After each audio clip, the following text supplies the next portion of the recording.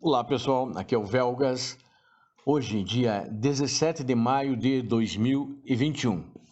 Vamos falar hoje sobre a questão da uma grande potencial conflito, o aumento da guerra com a Rússia na região da Crimeia, especificamente por causa da água. É um canal que hoje está seco, que vai da Ucrânia para a Crimeia, que foi anexada pela Rússia, e está despontando como um dos principais pontos de conflito na Europa e que, principalmente, apesar de não ter sido divulgado, quando tinha essa grande concentração de tropas, e ainda os russos deixaram bastante, talvez eles tivessem a intenção de conquistar a região de Kherson, da onde vem a água para a Crimeia, que foi, de fato, fechada a água pela Ucrânia quando eles invadiram em 2014. Inicialmente, quero pedir, inscrevam-se no canal, deem o like, compartilhem com suas redes sociais, façam seus comentários. Muito obrigado a todos, obrigado principalmente a vocês que estão assistindo esse vídeo e a vocês que são inscritos no canal. Uma barragem improvisada de areia e argila coberta com manchas de grama bloqueia um dos principais canais, um dos grandes canais da Europa. Este local tranquilo ao norte da Crimeia pode não parecer muito, mas alguns ucranianos temem que possa ser o fator que desencadeie uma guerra total com a Rússia. Logo vocês vão ver as fotos do canal, as fotos do bloqueio e como que está a situação. Eu vou mostrar também o mapa, dois slides do mapa, que vocês poderão ver a situação de uma maneira geral, como que ela se encontra, né?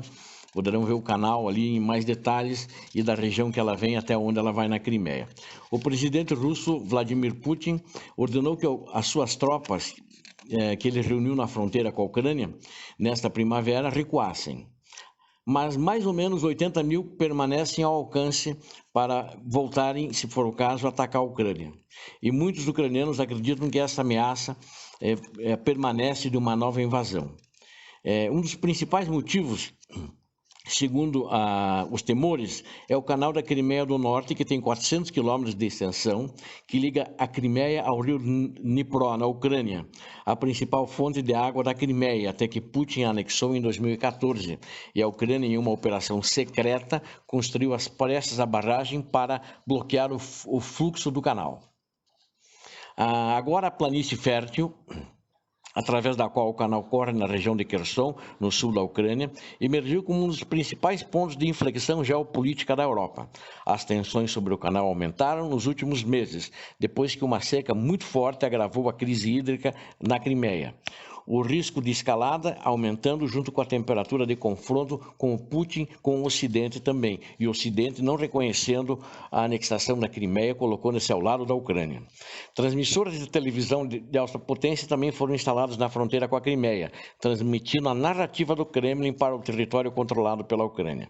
Na origem do canal, enormes letras da era soviética anunciam Canal da Crimeia do Norte russo, mas agora estão pintadas de azul e amarelo, que são as cores da bandeira da Ucrânia.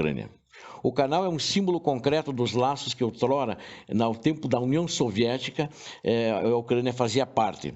É um desafio fundamental da Ucrânia de se libertar desse seu passado soviético. A água continua a fluir mais ou menos 57 milhas, mais ou menos não, exatamente 57 milhas dentro da Ucrânia. Isso é mais ou menos entre 90 a 100 quilômetros. Antes que a barragem corte o fluxo para a Crimeia. Ela hoje está irrigando, como ela foi cortado o fluxo, ela irriga uma terra de campos de melão e pomares de árvores de pêssego, ou seja, pessegueiros.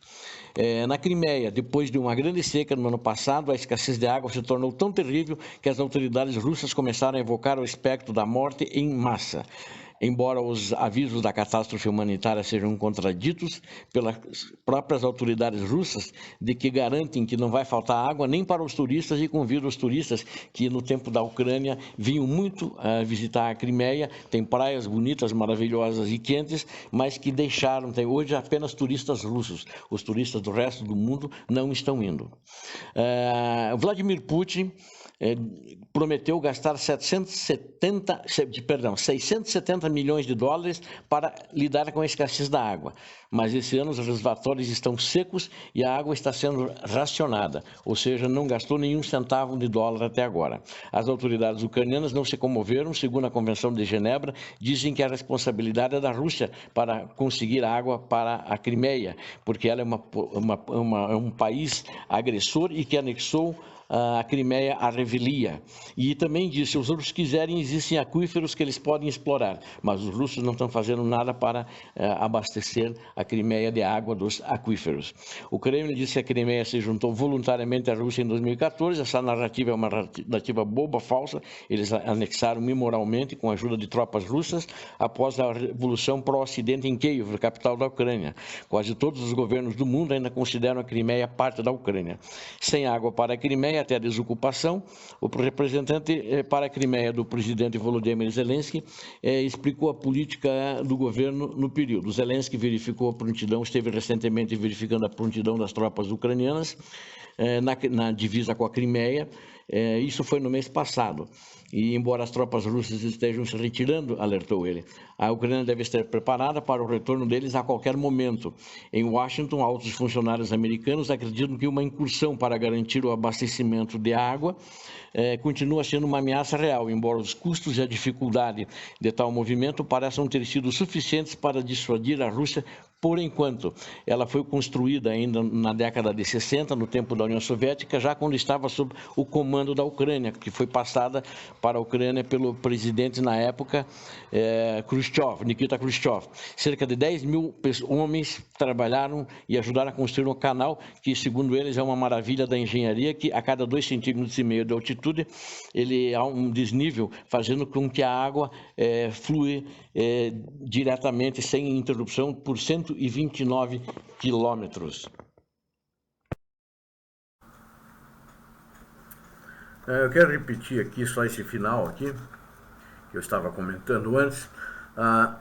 Esses 10 mil pessoas são da União Soviética, mas são na realidade ucranianos que construíram esse canal, que foi feito já pela Ucrânia na gestão ucraniana, durante a União Soviética. E eu quero só frisar aqui que esses cerca de 2,5 centímetros de altitude a cada milha, ele descia 2,5 centímetros, né? E durante todo um trajeto de mais ou menos 129 quilômetros, até desaguar no ponto principal da Crimeia, onde a água seria distribuída, ele fazia com que essa declive de 2,5 centímetros a cada milha, fazia que a gravidade mantivesse ininterruptamente a água fluindo, né? Interessante isso.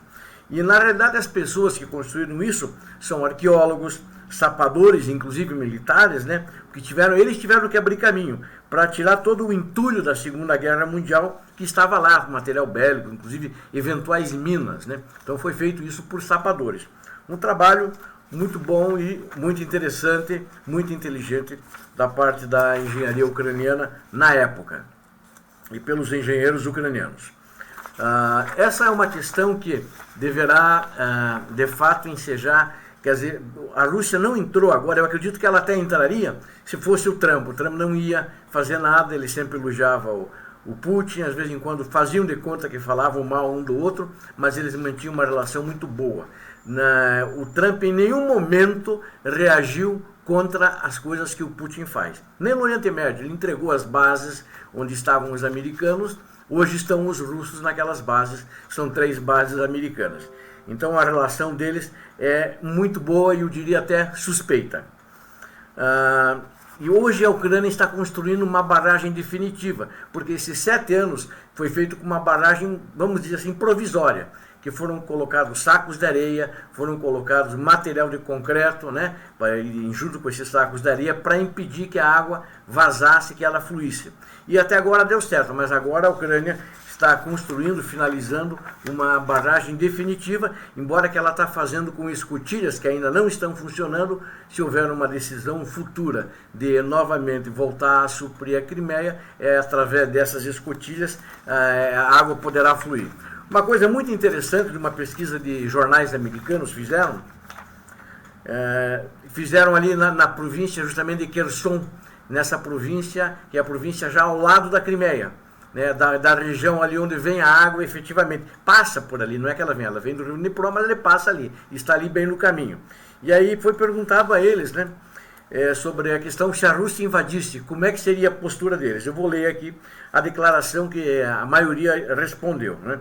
Dizem eles: se as tropas russas invadissem novamente a Ucrânia, nessa região de Kherson que nós moramos, nós estamos prontos para lutar contra eles. Né? E tem umas pessoas mais velhas disseram ainda que viveram no tempo soviético. Nós temos muita coisa em comum do tempo soviético, mas foi um tempo ruim, foi um tempo que nós sofremos muito, o povo ucraniano, o povo soviético sofreu. Nós não queremos mais essa experiência comandada por Moscou. Então, para vocês verem que eles não aceitam, né? Aquilo que foi feito na Crimeia, aquele plebiscito, é tudo uma fantasia, é uma eleição à la Lukashenko, né? Da Bielorrússia, uma eleição à la Bielorrússia, ou seja, forjada, falsa, sob a supervisão de tropas russas, e só votava quem eles queriam que votasse. Então, essa é a questão. Então, isso, de fato, pode vir a ocorrer uma continuação da guerra. Os jornais americanos e alguns europeus, eles chamam de pode haver uma nova guerra. Eu diria, não é nova guerra, porque a guerra não parou. Ou seja, ela ficou meio congelada, meio morna, mas eles tomaram a Crimeia. Então a guerra continua. Eles tomaram uma parte de Donbass, não toda a parte, mas tomaram as capitais Luhansk, da província de Luhansk, e de Donetsk. Ou seja, então eles estão lá, né, nessas áreas. Mas a guerra continua, então é uma continuidade, é um recrudescimento da guerra, efetivamente, se houvesse, e eles tentariam pegar onde está fluindo a água desse canal, em todo esse trajeto, para garantir água. Hoje a despesa deles é muito alta, custa muito caro, e eles assim mesmo não conseguem atender. Já o governo russo até falou em fazer através de dutos embaixo do mar, dutos flexíveis, para a água vir da Rússia. Ainda não fizeram, mostrou-se que não só tecnicamente é viável, mas financeiramente é muito caro. Custaria na casa de $1 bilhão, eles já construíram ponte lá, e uma série de outras coisas, então não tem dinheiro para isso. Sabem que a Rússia tem problemas financeiros, sem dúvida nenhuma. Obrigado a todos vocês que assistiram a esse vídeo, obrigado a todos os inscritos. Aqueles que não são inscritos, por favor, inscrevam-se no canal, ajudem o canal a crescer, deem o like, compartilhem com suas redes sociais. O que vocês veem nesse canal, vocês não veem em outros canais. O ineditismo das matérias aqui é certo. E façam seus comentários. Obrigado a todos, Deus abençoe a todos, paz e bem.